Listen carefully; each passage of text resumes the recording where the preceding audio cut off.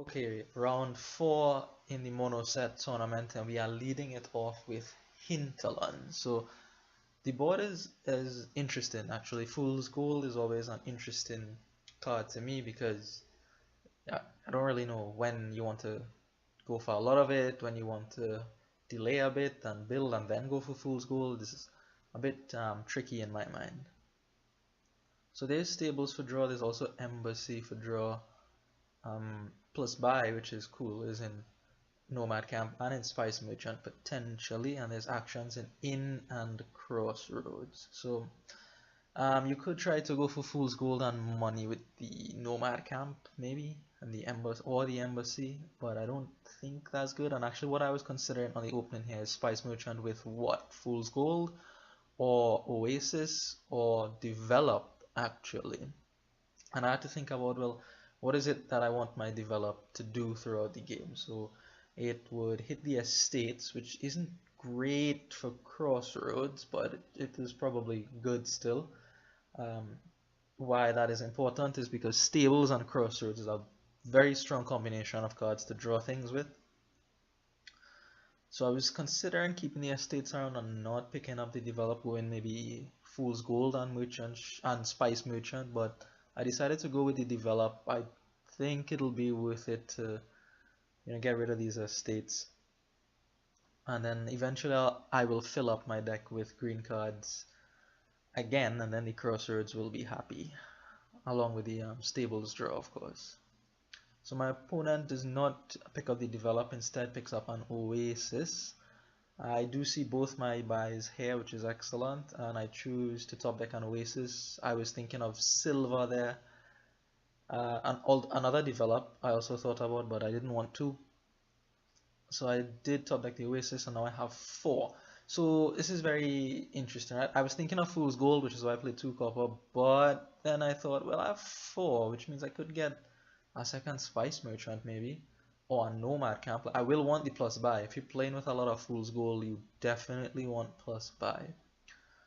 So Nomad Camp is a consideration. The second Spice Merchant is also a consideration. Because I have the develop in my deck. If I didn't have the develop, less so.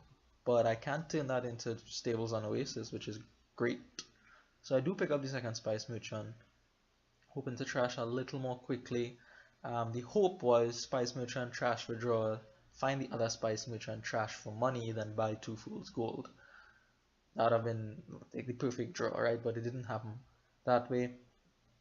I'm only going to find one Spice Merchant and pick up 1 Fool's Gold. So my opponent picked up the Nomad Camp last turn and now has enough for a couple of Fool's Gold there. So again, quite a few interesting decisions for me. I could trash to draw here for the Spice Merchant. I could trash for money to get 2 Fool's Gold, or I could do what I did here, which is develop into a Stables and an Oasis. I don't really know what's the right play there. Maybe trashing for 2 Fool's Gold. I could see that. I didn't really like trashing triggering the shuffle there, although it could have been fine. Anyways, so I have a Stables. My opponent now buys a Stables, and I do see both of my Fool's Gold here, which means if I could trash for buy, I should probably do so with the Spice Merchant.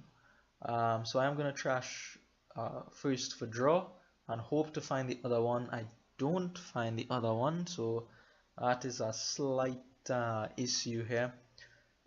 I could have just played the second Oasis and then trashed for buy. If I had the extra buy, I'd have probably gone something like Stables and Crossroads maybe, because the Crossroads is very nice in this type of deck. It gives you plus actions and it will give you draw. Beautiful card here. As is, I'm just going to pick up another Stable. So how I'm thinking at this point is I want to build more of an Ingenie deck. So I don't mind if I give up the Fool's Gold split, but I'm hoping to compensate for that by being able to see whatever Fool's Gold I have every turn, hopefully. So 5 could be an in. I consider an in here just for the plus actions, because I want to Like I can also develop an oasis here, right? And that'll give me a crossroads and a nomad camp. And I would like to be able to play the inn first to get plus action so that I could potentially draw into those things. So I considered the inn there, but it just went for another stables there for the draw, really. I mean, why else do you buy stables? There's no other reason to buy stables. So I pick up another stables, and my opponent is proceeding to go after the fool's gold split here. So again, I could have managed this shuffle probably a little bit better. I didn't have to trigger with the Oasis here. And what that is going to encourage me to do is draw through with the Spice Merchant. Instead, if I was at the end of the shuffle, I'd have been definitely more inclined to trash and take the plus buy of the Spice Merchant. I'm desperately lacking this plus buy now. I have one copper left, I think. So that absolutely has to be a plus buy. Otherwise, I spend a turn buying a nomad camp or a fool's gold like I do here. So I have 3. I don't want to give my opponent 7. 4 is a lot. 4 allows me to get up to double province with my OACs and the nomad camp that I hope to get. I really hope to get.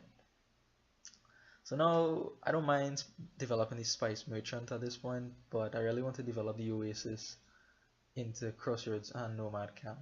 So 12 and 2 buys for my opponent. They managed to use their Spice Merchant for plus buy, so that is good for them. Picking up a province and a Crossroads now. So they haven't actually trashed any of their estates, right? They don't have the develop at all. I have the develop. So the Crossroads could put in a lot of work for them. On the other hand, they only have the 1 stables. I have, what, 3 or 4 stables in comparison. 3 stables in comparison here. So I have a lot more draw, less fool's gold, and the develop. So I have some gaining potential. But I don't have the plus buy, and it's hurting me so badly. Look, that was 16 and 1 buy. Tears. Tears, I tell you, tears. So my opponent now finds enough for another province, thinking about exchanging for a gold here, but choosing not to do so. And now there's another issue here with the stables, right?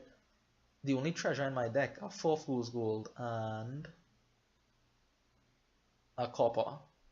So the issue is that I will have to be discarding fool's gold to get drawn, and I won't find them back if I can't draw enough. So I'm also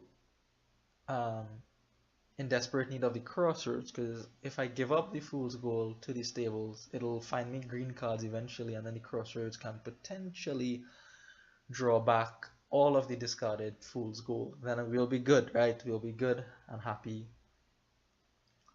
But yeah, 2 things I'm hurting for here: the crossroads now, especially with 2 provinces in my deck, and all these stables, and the plus buy. Really hurting for that.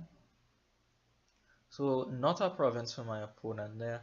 Just picking up another oasis, and here you see I have to discard these fool's gold to draw through. So here I could have developed the oasis. I chose not to, looking for fool's gold maybe, and here I miscount the number of fool's gold that I had. So I thought I had 1 fool's gold left so that I would still be able to get up to province while developing this Spice Merchant, but not the case. Improper deck tracking from me there. I am going to try to find another fool's gold to pick up a province. I think it's important to pick up a province now and not fall behind on the province race.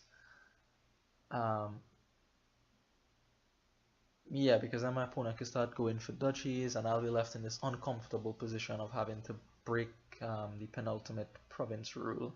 So I really don't want to fall behind on the provinces. So I go for a province there. My opponent exchanges one of their fool's gold for a gold, so it tells me they don't have province in this hand. Maybe, potentially. Either that or they do, and they want to top deck a gold for next turn. But just enough money for a duchy here. I don't actually know if that's all the money he has or not, because he's been playing them singularly, so I can't tell. So that's smart of him, concealing information, right?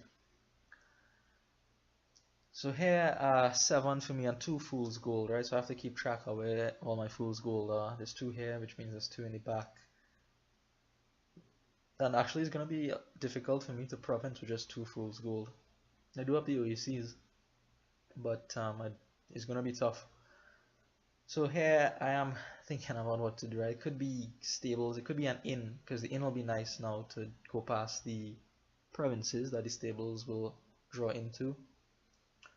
The duchy is obviously a consideration. No duchess for me, that's just clog in my deck. I can't play the duchess at all. I only have room for 1 terminal currently, which is the develop.